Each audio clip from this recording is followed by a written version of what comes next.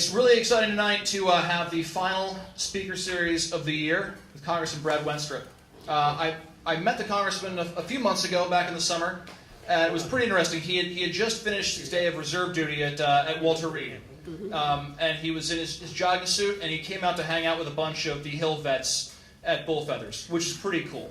I was pretty impressed. Here he was, a new congressman, and he was taking the time to do his reserve duty and take care of some people at Walter Reed, and then come and hang out with us on the Hill afterwards. Congressman Wenstrup is from Ohio's 2nd District. He was elected in 2012, defeated an incumbent in the primary, which, as he was just telling us, he learned the day after the primary is a pretty impressive thing to do.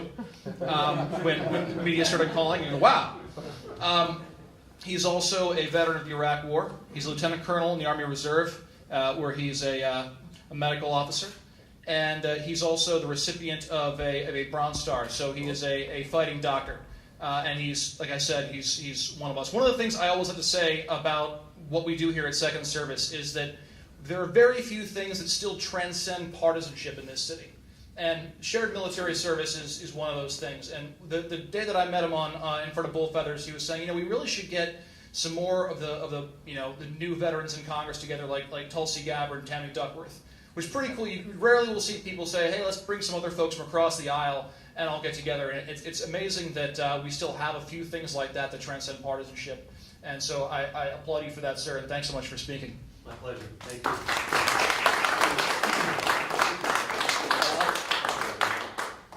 Oh, is this working? Yeah, it's working. Just put that down. I appreciate you being here. I'm sorry there's not a seat for everybody, but I hope everyone can hear okay and see okay.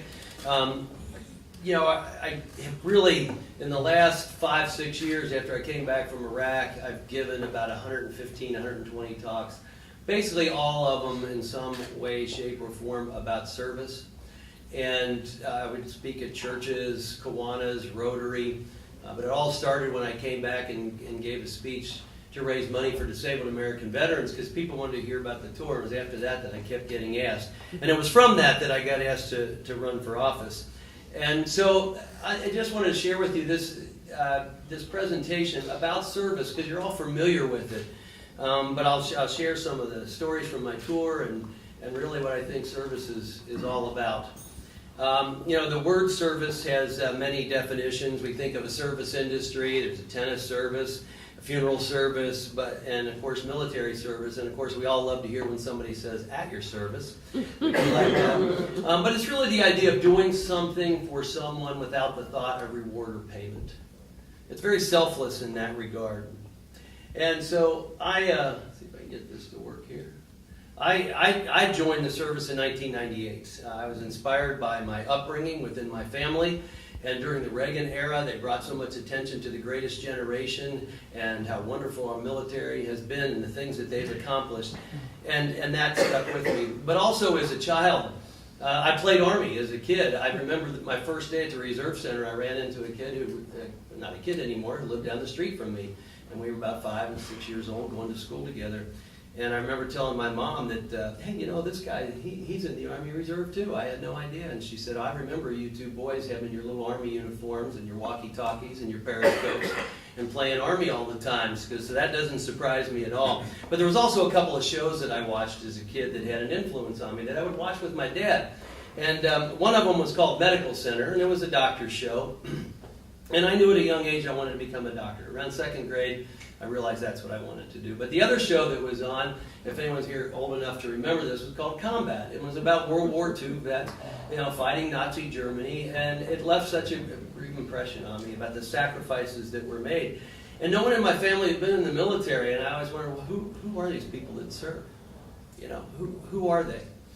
And I remember during the first Gulf War, there were some local docs that were called up, reserve docs that were called up and went to Kuwait.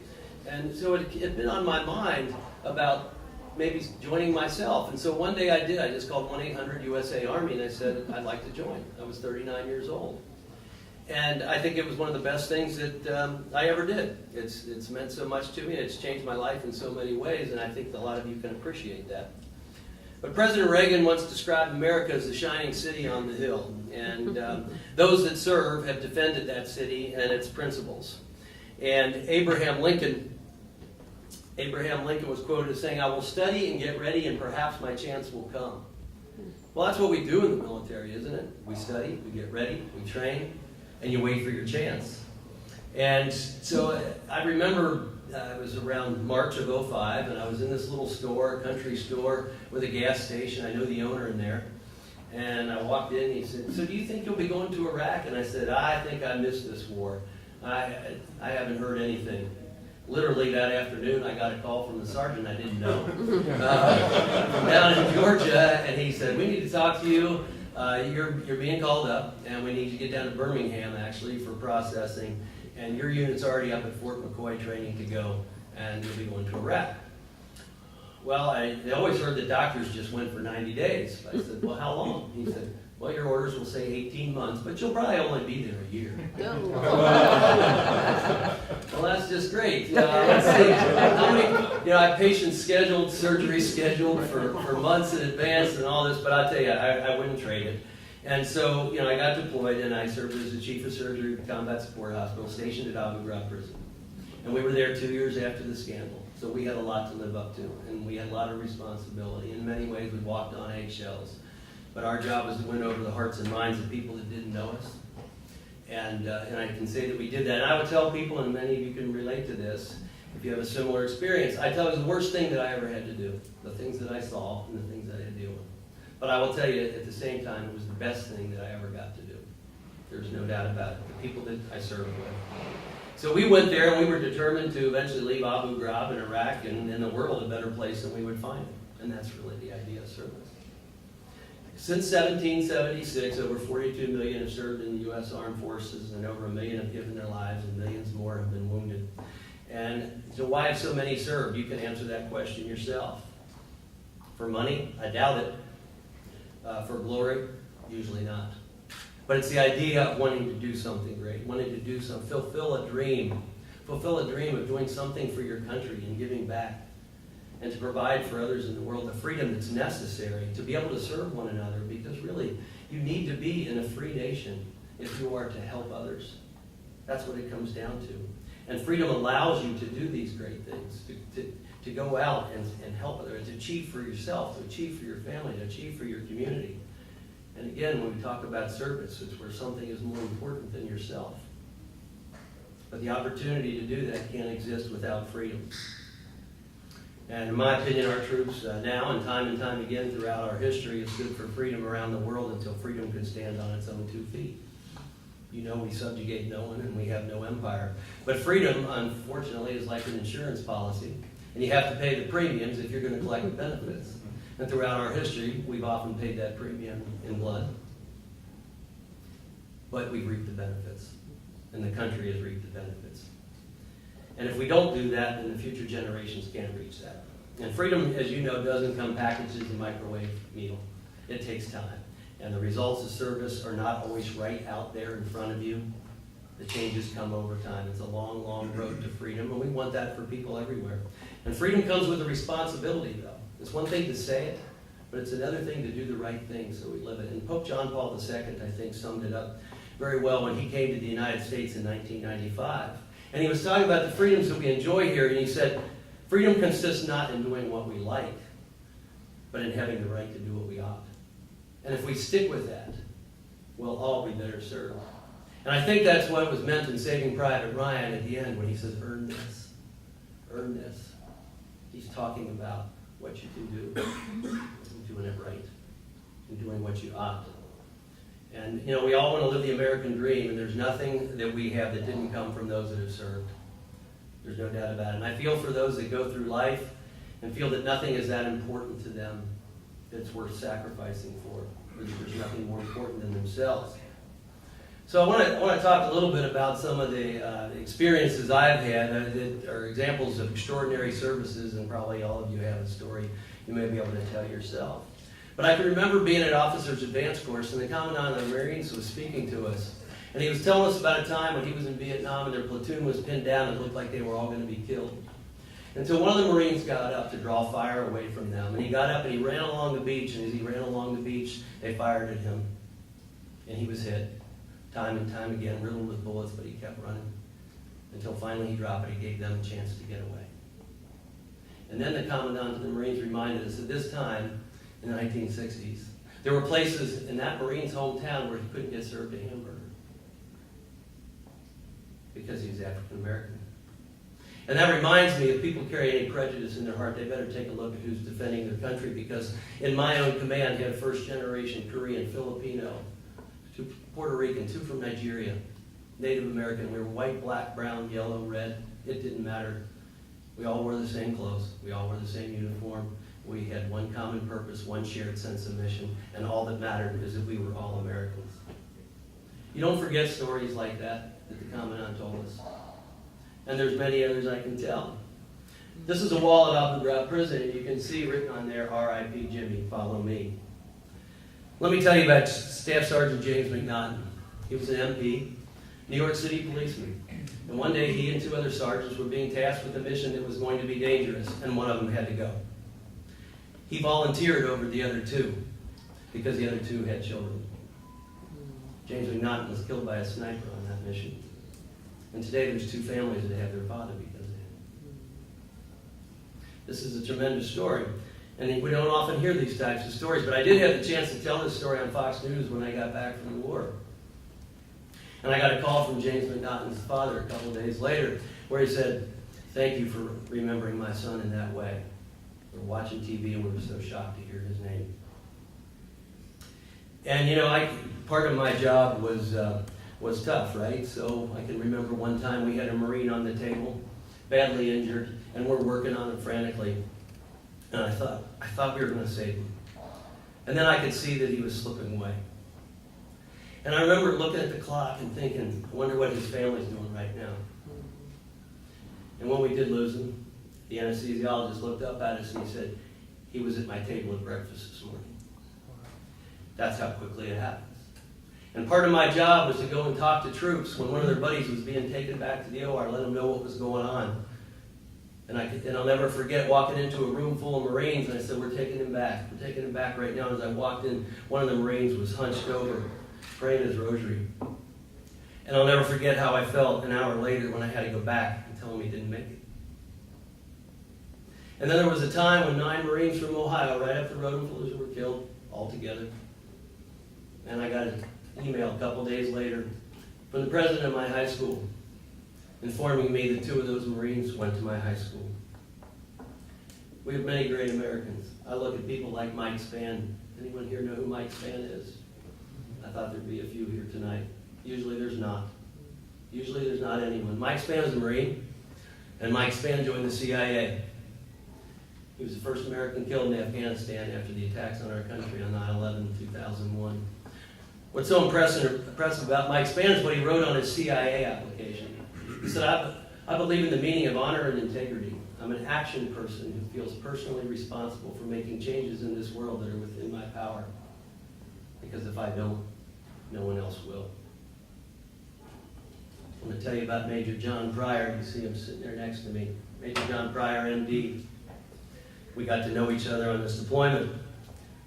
John's a trauma surgeon from Philadelphia. He joined the reserves in 2004, but on September 11th, 2001, when he saw that his country was under attack, he said goodbye to his wife and 3 kids, and he got in his car and he drove to New York, got as close to ground zero as he could.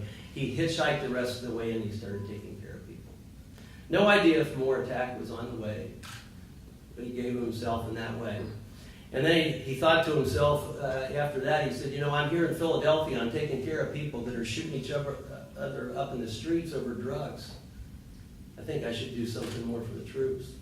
So we joined the reserves. We served together. He was there for the last 90 days. We did a trauma conference together in Cincinnati. We became good friends.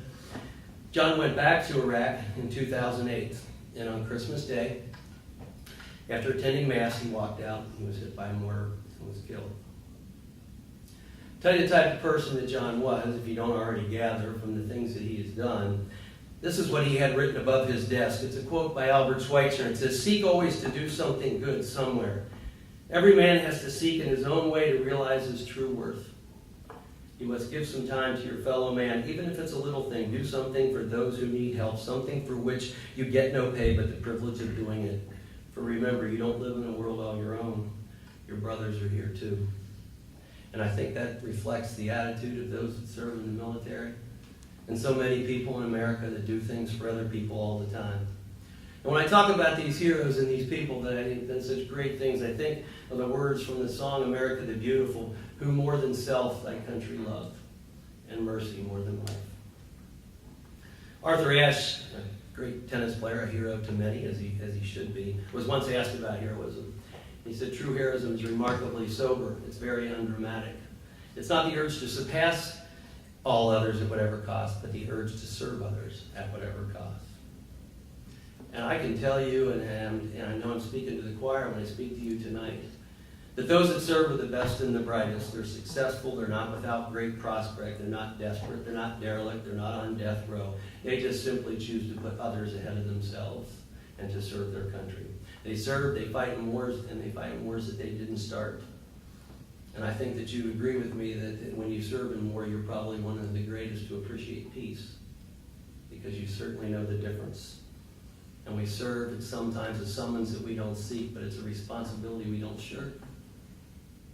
And we fulfill it. You know, our nation has readily felt the pain of the war on terror. And so many troops have quietly come home to rest, their earthly mission complete, while the quality of their character and the positive effects of their deeds will never perish. They will carry on forever. They've done more for others than most have done in a lifetime throughout the world. This is a picture of Matt Maupin. Some may know who Matt Maupin was. Matt Maupin's from my hometown. At this point, I know his parents pretty well. And Matt was one of those that was missing in action for 4 years. And this is a sign that was hung at Abu Ghraib and around the area because he was taken from that area, offering a reward for any information on his whereabouts. We leave no one behind. 4 years later, Matt was found and brought home and put to rest here. And, you know, I have found that with these heroes and getting to know some of their families, they don't want to be thought of as victims, because that would detract from the decision they made to serve their country, the decision they felt that they wanted to do. And I know one young man who gave his life, a Marine, his father said to me, my son didn't lose his life, he gave his life. And I think that's the right approach, very appropriate. But you know, when we decide to serve, it's really for anything, and it can be open-ended, and the sky is the limit. And I put this picture in here because that was one that I took one night coming out of a meeting. Here I was at Abu Ghraib prison. Saddam Hussein had gone on a hunger strike. The commander, who wasn't a physician, calls me and says, you need to know the hunger strike policy inside and out, and advise the general tonight on what we're going to do with Saddam. It's like, when do you start an IV? When do you, how do you evaluate him psychologically through this process? Can he still make decisions for himself? And so I took him through that. And I remember walking out there, and I started thinking about home. And you know, when you're in theater, and everybody's in the same clothes, and you're all on this mission, it just becomes your whole life. I started thinking about home. I looked up at the moon, and I said, how did I get here? I just walked out of a meeting where I'm advising someone on Saddam Hussein's hunger strike.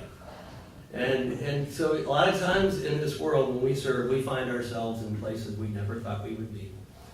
But it's a great opportunity. And you know, in our particular mission, we helped many. We saved the lives of friend and foe alike, through adults and children, through traumas and illnesses. And there's a book called Faith of the American Soldier, where it was talking about how troops in Iraq would get together and bond and pray. It wasn't always in a formal church service, but there was a portion in there about a soldier who was coming home. He was at the Baghdad airport, and they were getting ready to go home, and he began to cry.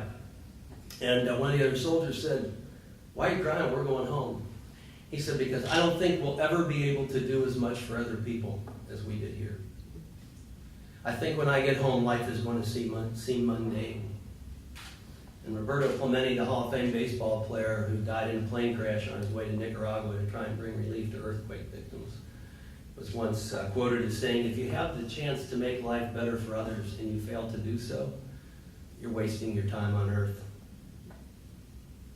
So, you know, we have these stories, how did I get here? And, you're in these places, and I tell people that, going to Abu Ghraib, and that was the worst thing I ever had to do, but at the same thing, the best thing I ever got to do in so many ways. And out of anything bad, there's a chance to do something good. So I'm going to tell you a story about this little girl. So her father was an interpreter for us. And he had been in Saddam's army and had been captured, but he was no threat to us, and he spoke English, and he was released, and then he came to work for us as an interpreter. One day he came in, and he grabbed me and he said, "Hey, my daughter is 4 months old. The doctors in Baghdad have sent her home to die. She's got diarrhea, she's vomiting, she's coughing, and she's just wasting away. I have some labs here. Is there any chance that you could take her?" Now, I looked at the labs, and I said, "Well, she's probably got pneumonia. She has an infection. Her kidneys are shutting down." So I went to the commander, said, I know we usually just take people caught up in crossfire, but can we try?" Went to the general, said, "Bring her in." So we bring her in. We were able to start an IV on her. I mean, she's nothing more than a shadow on the wall. Anesthesiologist literally calls up his wife, who's a pediatrician, and says, "We took an x-ray. She's got pneumonia. Listen to this cough. What do you recommend? And what dosage?" And we got her started, and she started to get better. But it still didn't explain the diarrhea and the vomiting, so we got together as doctors and put our heads together and said, "Well, it may be just a failure to try, but she's maybe rejecting her mother's milk. There's something called celiac sprue. Maybe she has that. So let's treat it as such." Well, the problem is, combat support hospitals don't come equipped with baby formula, and they especially don't come with gluten-free baby formula. So we passed the hat around amongst the American troops, and within a half hour we had $300. Father goes into town, gets the gluten-free baby formula, and she begins to thrive. And she was such a bright spot, as you can imagine, in the middle of all this stuff going on. Here she was, and she began to thrive. And really, when she got better, we didn't want to give her up. We really liked having her there because it was so motivating for us. But here's the other thing. A company in the United States heard about this story, and they sent over the gluten-free baby formula on a weekly basis to provide for this little girl. That's what we do as Americans. That is who we are. And I don't think the world knows that often enough. So anyway, this is the father came in on Christmas Day. That's Abdul. He's got a picture over here now. He goes, "Now she's fat." He goes, "Now we can't stop her from eating. She's gaining weight." And one of the things we learned is you don't want to refuse gifts from Arabs. And he had this little sword in a case, and he said, "I want you to have this. This was my father's that he got on his Hajj to Mecca 20 years ago." And I said, "Are you sure you'd like me to have that?" And he said, "Yes, I really would like to have it." And so I said, "Well, Abdul, how'd you get this knife on the base?" And he was very soft-spoken. He goes, "Well, I just told him it was for you." I said, "Abdul, that's not making me feel any better." But I appreciate it, and it's safely tucked away in my home now on a bookshelf. But I thought it was interesting to be able to get that through. But we had an interesting mission, right? Because we were taking care of the enemy as well as taking care of our troops, and that was our main mission, detaining health care. And we just approached everything professionally. We took care of people. I operated on Chemical Ali. I didn't know who he was at first, but I thought it was interesting that he was one patient that didn't have his name on a chart, just a number. And one of the interpreters said to me, "You know who that is?" And I said, "No," and he told me. I said, "We'll fix him up." And we did. We did the right thing. And that's the whole point, is do the right thing anyway, regardless of the circumstance. I mean, here's a man who's killed thousands of people intentionally, not at war, and yet we took care of him. Now, I will tell you that the justice system there took care of the rest, but we did get him better, and we did the right thing to do anyway. And I can remember one time my sister was talking to me, and she said, "What do you need? Is there anything you need?" I said, "I wear the same clothes every day, and I'm being fed, and I don't travel that much, so there's really not a whole lot I need." I said, "But the people around here have nothing." And so we started a program called Operation Goodwill Gifts, and she got on the phone, she started spreading the word at home, and I would get boxes stacked to the ceiling when we get mail about once a week of things, hygiene products, clothing, school supplies, toys. And it was a tremendous outreach. And one of the things that we made sure that people knew was that this is not from the U.S. government, this is from the U.S. people. This is from the U.S. citizens.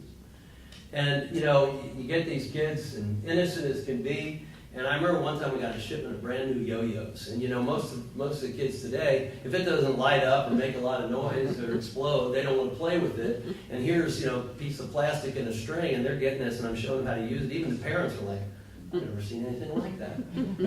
And I wanted them to take it out of the package and use it. They said, they wouldn't do it because they were afraid. They have so little that they were just holding on to whatever they could. But you know, our job was to win over the hearts and minds. I'm going to tell you a story about this gentleman you see in the wheelchair. His name was Saad. Saad was a bad guy. Saad tried to kill us. The car caught on fire. He lost his leg, burned over 80% of his body. Was as close to death as anyone I saw there all year that actually lived. Standing next to me is a surgeon from Detroit, Dr. Lisa Flynn, and she took care of him. And she worked, and we all did, but she really took great care with him. And after several months, we got him eating again. And this was probably the first time he had been outside in months. And we have a program called Compassionate Release, where if someone's really no threat to us anymore and would maybe better served if we let them go to spend their final days with their family. And so we were with Saad that day, and we asked him where he was from, and he didn't want to tell us. And we said, well, we really would like to just have you go back to your family. And he said, you all are my family now. And when Dr. Flynn left to go home, she said, I'm leaving, and said goodbye. And he said, when are you coming back? She said, I won't be coming back. And he said, may God be with you in safe life, but I wish you were coming back. So you see, you can win over the hearts and minds. We had him for about 8 months. And that's where I reflect back and say sometimes things don't happen fast. That the effects of your service take time. Sometimes days, months, weeks, years. And you know, on that day when we were out there, this gentleman right here was one of our interpreters. And when I left Abu Ghraib, I thought I'd never see him again. He's there with Saad. But you know, when I got home, he contacted me. And he said, my daughter has a spinal tumor. And he said, you know what our medicine's like here in Iraq. And you know, there's no real good neurosurgeons here or anything like that. Is there any way you can help? Well, as fate would have it, at Children's Hospital at the University of Cincinnati, General Eric Schumacher, Surgeon General of the Army, happened to be speaking, and I was there, and I told him about this little girl, and we got the ball rolling, and we got her to a neurosurgeon and taken care of. And there you can see her back, and you can see the mass there, and there she is. Long story short, again thinking maybe I'd never see them again. As it turned out, a couple of years ago, someone identified this interpreter who's also training to become a surgeon. And they said, you were at Abu Ghraib. And they started asking questions about it. And one day he got a tip, and he got his family out of the house because people came to kill his family.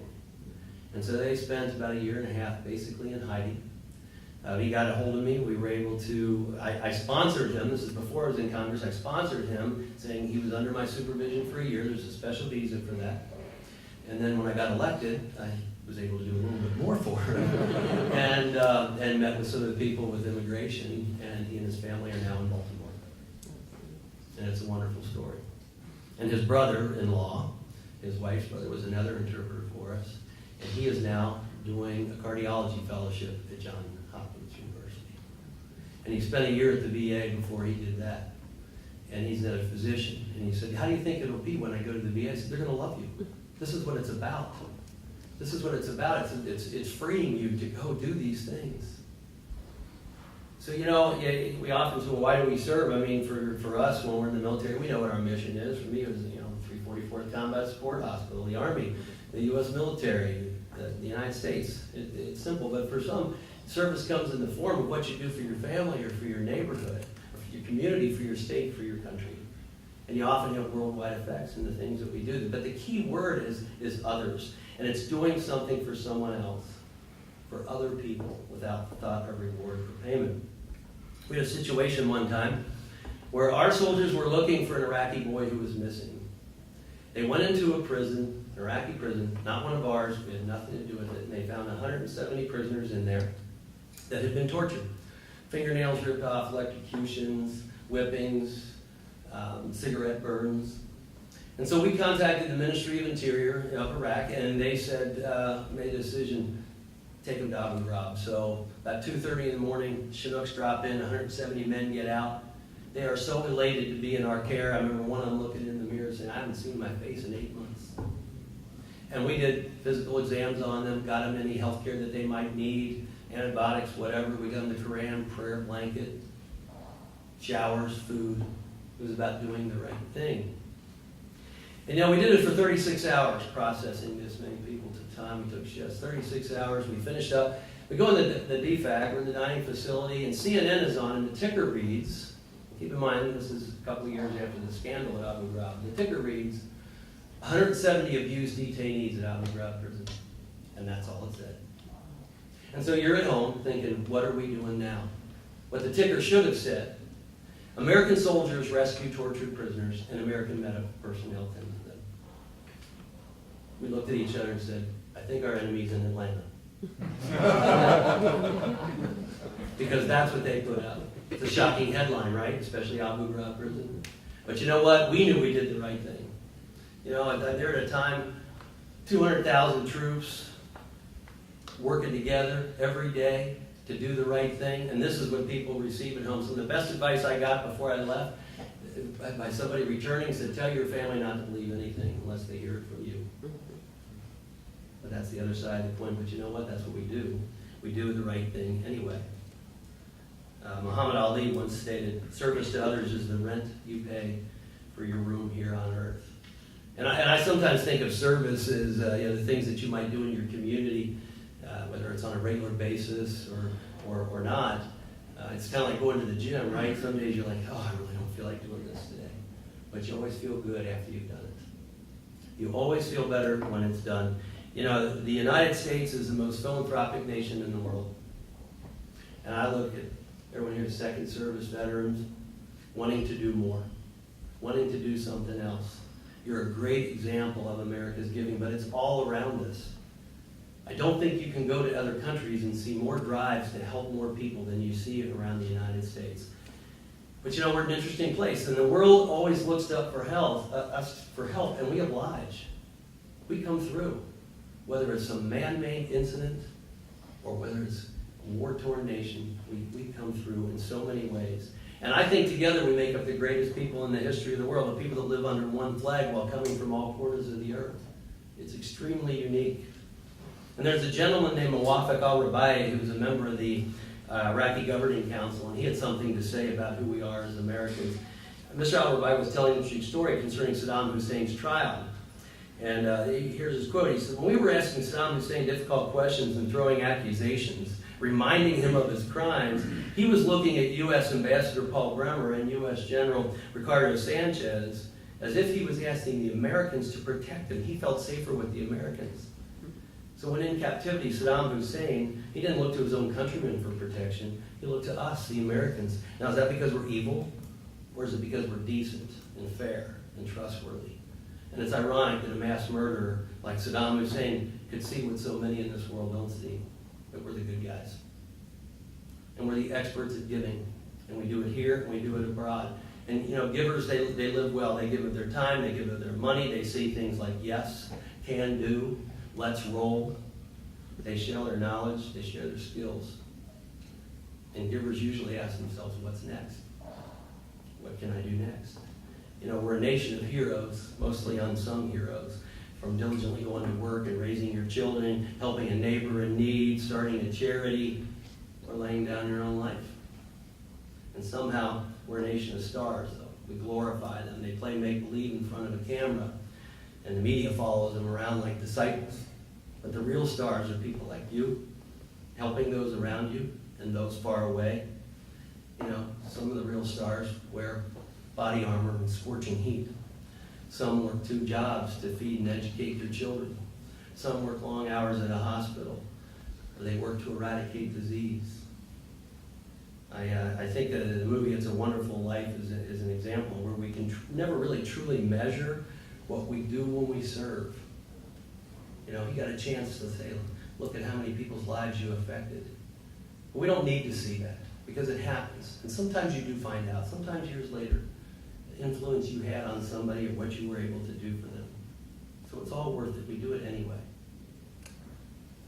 You know, real stars, they know how to love, and real stars have no stunt doubles. And I wonder how many people know who this is. Everyone should know who this guy is, in my opinion. Good father, husband, just on his way to work one day. He's in a plane over Pennsylvania. And he realized that that plane he was on was about to kill a lot of people. And he said, let's roll. And the people on that plane knew they were giving their lives, didn't hesitate, got up, took that plane down. Loving father. Never know when you're going to be called to serve, right? Just sitting on a plane, and the world changes. But tasks come along each day, whether it's at home, whether it's on the road, or whether it's in work, or whether it's in uniform. You know, it could be doing something on behalf of a coworker or the neighbor down the street, and sometimes for total strangers. But you know, sometimes these tasks might scare or intimidate us, and we think we might not be able to really accomplish it. Maybe we shouldn't do it, or maybe we worry what others might think. But you push aside those fears, and you go out and you achieve your goals, and you do things for others anyway, and you live your dreams. Key is that you do it anyway. Mother Teresa is probably the greatest example of a giving servant in our lifetime. Devoted her entire life to others. And she actually wrote a prayer that's hanging on my wall in my office at the Capitol. And I've had this prayer around for years because I think it's a great motivation in so many ways, and I want to share it with you. It's entitled Anyway. It says, people are often unreasonable, illogical, and self-centered. Forgive them anyway. If you're kind, people may accuse you of selfish, ulterior motives. Be kind anyway. If you're successful, you'll win some false friends and some true enemies. Succeed anyway. If you're honest and frank, people may cheat you. Be honest and frank anyway. What you spend years building, someone could destroy overnight. Build anyway. If you find serenity and happiness, they may be jealous. Be happy anyway. The good you do today, people will often forget tomorrow. Do good anyway. Give the world the best you have, and it may never be enough. Give the world the best you got anyway. You see, in the final analysis, it's between you and God. It was never between you and them anyway. Thank you all for being here tonight, and thank you for your service.